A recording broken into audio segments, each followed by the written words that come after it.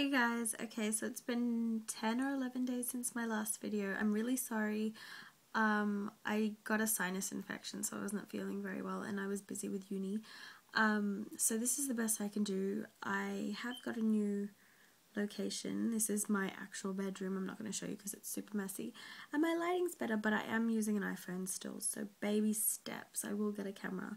So if the camera quality is a bit shaky, it's because I'm holding up the iPhone and my arm is probably getting tired by then. I have a quick haul and review for you today. I picked up 2 books from the bookstore near my university. The first one is a total YouTube book. It is An Abundance of Katherine's by John Green, and I did start reading this, but I was finding it hard to get into it just because, hold on, my battery's low.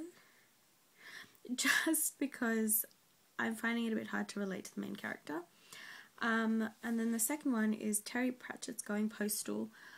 I think Bookish Thoughts recommended this, I'm not sure, and I've read a bit of it and I love it.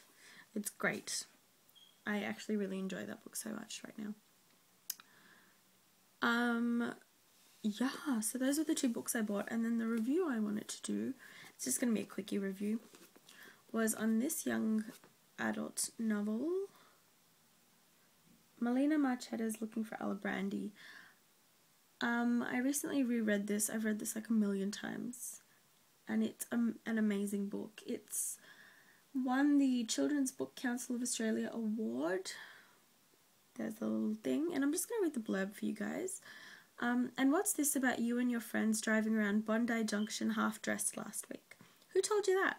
Senora Formosa saw you. She said you and your friends almost ran her over. She rang Zia Patrizia's next-door neighbour and it got back to Nonna. Telecom would go broke if it weren't for the Italians. Josephine Alibrandi is a 17-year-old illegitimate and in her final year at a wealthy Catholic school. This is the year her father comes back into her life, the year she falls in love, the year she discovers the secrets of her family's past, and the year she sets herself free. I'll run one day, run for my life, to be free and think for myself, not as an Australian, not as an Italian, and not as an in-between. I'll run to be emancipated.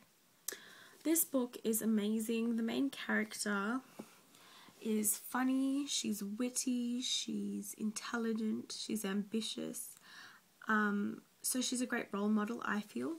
It's about not fitting in for, you know, family reasons, because she's illegitimate, because of, you know, racial reasons. Australia is a very multicultural society, but I feel like if you're not a white, you know, not white, if you're not like an Australian, like a British Australian, there's a limbo there. Like, when I go back to India, I don't feel completely Indian. My hair is different, my makeup's different, I dress differently, I speak differently, so I'm not considered truly Indian. But then when I live in Australia, even though I was brought up here, I'm not truly Australian, I don't look Australian, I don't act completely Australian, because there's that Indianness. I love the food, I love the dance, I love the music, I love hanging out with other Indians, so there's that segregation kind of. And not all Indians have that, obviously, and not all Australians feel that way, and not all other cultures feel that way. It's just, it's an issue. And so I really felt connected to the main character of this book because of that limbo that she feels like she's in. She's also a scholarship student, so, you know, sorry, I'm changing position. She's a scholarship student, so there's the issues around that. There's the issues around, you know, relationships with your grandparents, the different generations, with your parents, and then with your friends. It's just an amazing book. Really, I'd give it a 4.5 out of 5. I absolutely adore this book. And it's an easy read. You can read in 1 or 2 days. It's a nice read to read as a young adult novel. And it's got some romance in it, but it's not too romantic so that boys can't read it either. That's why I think it's a great school book, and I'm so glad I read it. I would really suggest this book to everyone, and I'm pretty sure every Australian's read it. Like, if you go to middle school or high school here in Australia, you're bound to read this book. So yeah, if you would like a review of either of the books I hold in this video, please let me know. Once again, I'm really sorry about the shaky camera quality. This is the best I can do at this point in time. and thank you so much for watching.